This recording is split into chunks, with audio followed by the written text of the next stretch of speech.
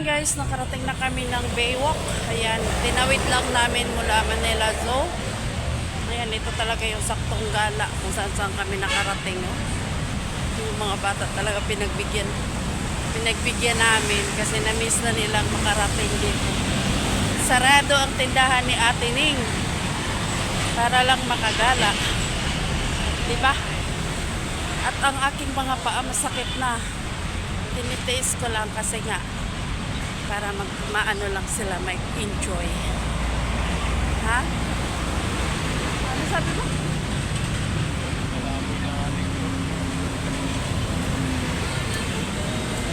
Lakad-lakad. Punta kaming Dolomite Sun. Kasi tagal ko na nagawa yung Dolomite Sun. Na-defer pa namin na silayan yan. Nawala na lang ng Amor. Amor kung tawa. Ayan no. So try natin pumasok kung papasokin tayo dyan sa Dolomite Beach. Ito na po yung Baywalk ngayon. Dati talaga lagi namin binabagtas to. Siguro mga year 2000 or 2005, 2008, mga ganun. Hindi pa ako nagtitinda doon. Kaya gala kami ng gala noon tuwing Sunday, after church, ganyan. Kasi dati, yung church namin dito lang banda sa may UN. Dito kami nagcho-church, kaya after church talaga namin. Nagagala kami sa Lunita, dito sa may Baywalk, hanggang doon sa dulo, sa may PICC banda, doon nakarating kami doon. Noong naglakihan na yung mga bata, tsaka sobrang busy na rin ako sa pagtitinda. Ayan, kapahinga na sa paggala-gala. Puro tinda na lang.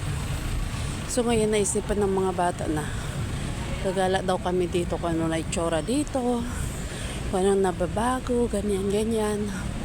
So ayan, pagbigyan natin. Naumpisahan naman din natin nagsasara ng tindahan. So lubos-lubosin na natin. Super traffic ang Rojas, oh. Ay, Rojas Avenue. Hanggang doon yan sa may Lunita, ang traffic na yan. So, yan po ay medyo parang uulan. Ang layo pa pala nung entrance. Akala dito lang banda yun. Doon pa pala, oh. Wala. Naglakihan na yung mga niyog, oh. Dahil bagong tanim lang ito, eh. Doon ginagawa pa tong Dolomite Beach. Itong mga bagong tanim pa to kasi pinuputol na nila yung matataas ng niyog, pinalitan na nila. Ha? Tinambakan ngayon? Oo, tinambakan ngayon. Yung may mga palo. Oh, anong gagawin? Sinabi ni Jerry. Kailan? Saan sila kumuha ng buhangin? Naghukay sila ng buhangin sa laot, kaya pagka yung mga area na mga baybay na may mga buhangin, pagka naglindol or kaya nagbabagyo, nawawala yung buhangin kasi lumulubog na. Naubos na nila yung mga buhangin sa ilalim. Sisira na yung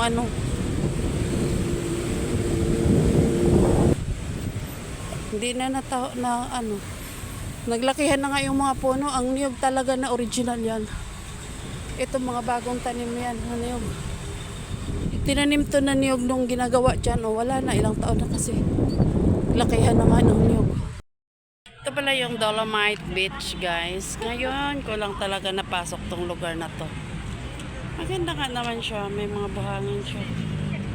Pero hindi siya totoong buhangin. Hindi man siya totoong buhangin pa pala. Limestone yan. Limestone yung parang dinorog, no? Oo. Dinilo. Saka marami doon sa atin yun. Oo nga. Yung tinambak doon sa tinayo natin bahay, limestone yun. Parang bubuhos si ulan, no? Yan siya, sunset. Umulan na doon, no? Pwede ka mag-swimming dyan? Pag nalunod ka, walang sasagip sa'yo dito. Ayan, may tupak na yan kasi masakit na yung paa. Nakita na niya yung nawala na yung tupak. Nakita na niya yung kagandahan dito. Ang ganda naman pala.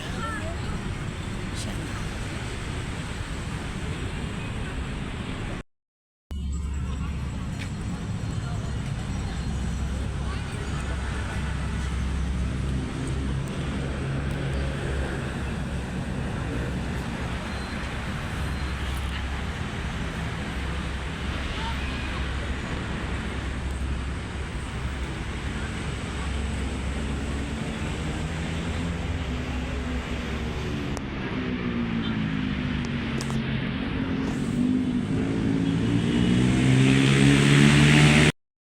Ganda lang kasi ng background view niya guys. Oh, ayan.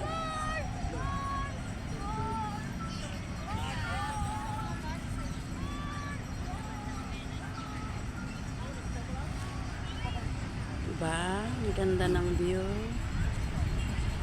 Yung mga matataas na kondo ng Maynila. Ayan. Ayan o, ganda ng view. Nangulangot. Ang dalawa ng view ng mga boys. Uy, nasaan yung alaga mo ko? Biyot, yung alaga mo, Biyot. Yung anak mo, alam din mo. Nakaupo. Baka mawala yan, masisika pa. Sumurrender na si Batsoy ko, masakit na ang paa. Dito sa dad. Uuwi na nga yan siya eh, mag-isa sana. Iiyak-iyak na siya. Sakit na daw yung paa niya. Sino sa atin? Ako nga, masakit na rin yung paa ko, tiniis ko na lang. Ganda ng mga bulaklak doon, ng mga bougainvillea. O ano, game na tayo. Ano, kakain? Na naman? Grabe siya. Hindi muna tayo.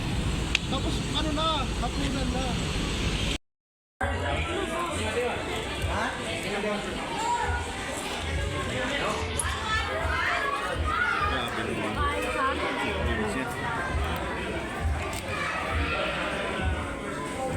Andun yung gravy mo.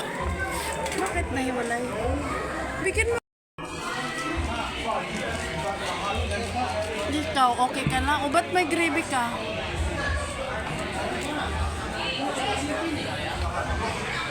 Ayan, kain-kain muna. Kain-kain. Bago umuwi. Ang ano naman nila, tahog na lang daw ang gravy. Ayan, kain muna kami guys.